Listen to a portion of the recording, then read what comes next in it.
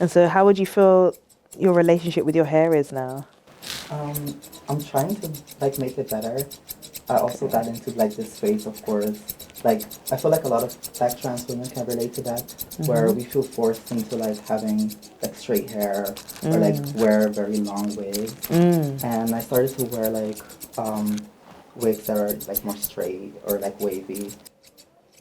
There is really that thing of anti-blackness ultimately that just shows in these kind of narratives around hair, you know, because you know, not grooming your afro hair makes you look untidy. You know, if your hair is not, if the baby hairs on your head are not, you know, slicked down to your forehead, you know, you just can't have your hair out, otherwise it looks messy, you know. Yeah. So there is really a lot of like anti-blackness surrounding like hair and texture, especially with texturism ultimately. I feel like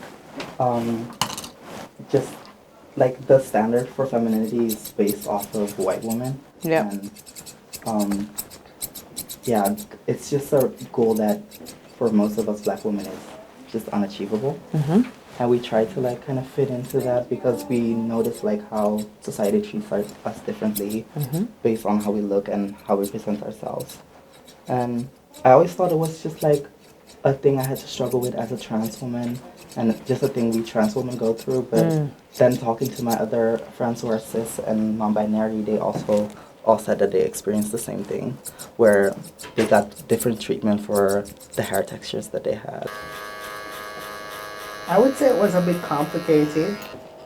You know, and in high school I had more autonomy over my hair. Right. And unfortunately I made it straight. Because that was the thing growing up.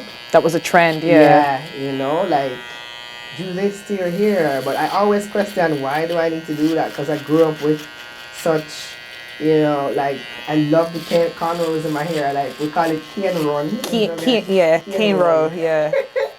My hair really made me feel, like, proud in my blackness. Right. Know? And, you know, every time I would still cut my hair, but whenever I would grow it, I felt this power, you know, like it's like a crown. I can't like articulate, but there was this power in my hair that's also facilitated my resistance.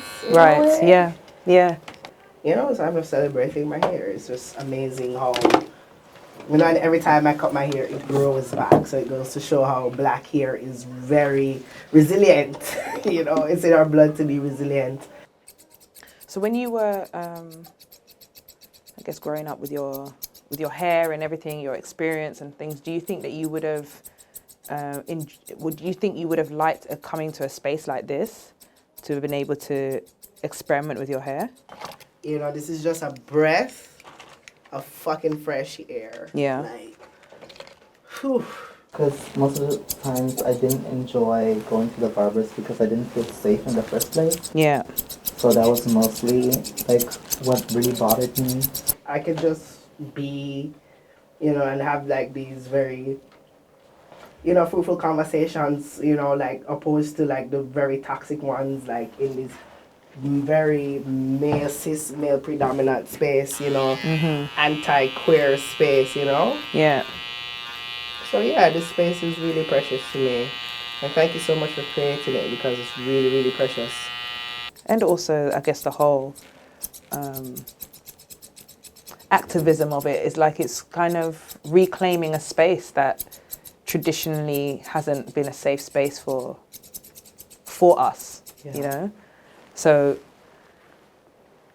then I'm just saying, well, hey, this is our version of it, and I think that's it's a way to kind of be resistant to the current system, to the current ways of viewing beauty and hair for queer people.